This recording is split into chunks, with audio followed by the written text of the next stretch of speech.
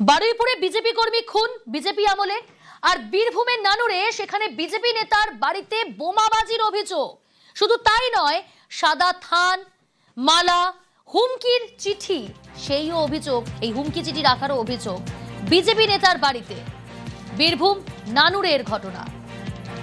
বীরভূম নানুরের তিলুটি গ্রাম, আর সেই গ্রামে রীতিমতো আতঙ্ক উত্তেজনা। ইন্দ্রজিৎ রয়েছে আমার সঙ্গে। ইন্দ্রজিৎ, কারা বা কে এই সাদা থান, মালা, হুমকি চিঠি রেখে গেলেন?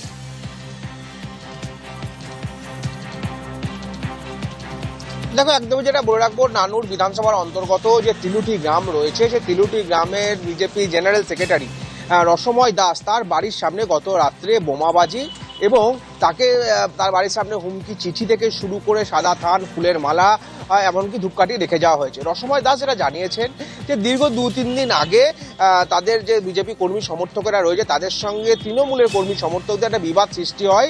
গ্রামের সাবমার্সিবল যে পাম্প রয়েছে, সেই সাবমার্সিবল পাম্পের যে ইলেকট্রিকের বিল, সেই বিলের টাকা কারা কালেকশন করবে বা কাদের কাছে থাকবে, সেই নিয়েই বিবাদ। আর তার পরবর্তী সময়ে কিন্তু গত রাত্রে কি দেখা গেল, তার বাড়ির সামনে বোমাবাজি, এমনকি বিজেপি কর্মী সমর্থকেরা এই তিলুটি গ্রামে যেখানে সন্ধ্যাবেলায় আড্ডা দেয় বা তারা তাদের নিজস্ব রাজনৈতিক দলে আলোচনা করে, সেই জায়গাতেও আগুন ধরিয়ে দেওয়া হয়েছে, এমনটাই অভিযোগ। ইতিমধ্যে এই রসময় দাস নানুর থানায় লিখিত অভিযোগ দায়ের করেছে। ঘটনাস্থলে পুলিশ এসেছিল। কাউকে আটক বা গ্রেফতার করা হয়েছে এই ঘটনায়? রসময় দাস একদম লিখিতভাবে থানায় অভিযোগ দায়ের করেছে।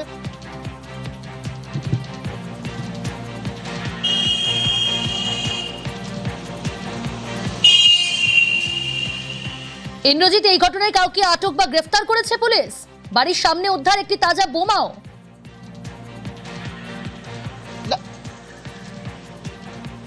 দেখো, এখনো পর্যন্ত নানুর থানার পুলিশ কিন্তু তদন্ত শুরু করেছে, যদিও এখনো পর্যন্ত কাউকে গ্রেপ্তার করা সম্ভব হয়নি। পুলিশ তদন্ত চালাচ্ছে।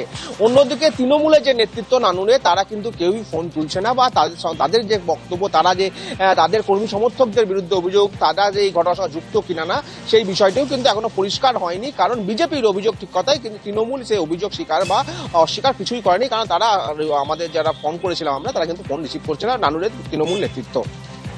ওকে।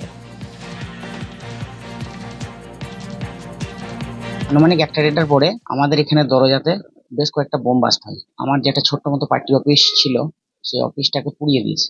আর বাইরের দিকে এসে দেখি একটা কি দুটো বোম না ফেটে পড়েছিল, মানে ফাটেনি। আমার দরজার পাশে একটা লাইফ থ্রেট একটা লেটার, তার সঙ্গে সাদা থান কাপড়, কিছু ফুল, ফুলের মালা, কিছু একটা সারা, কিছু সলকা, এইগুলো পড়ে রয়েছে আমার বাড়ির সামনে।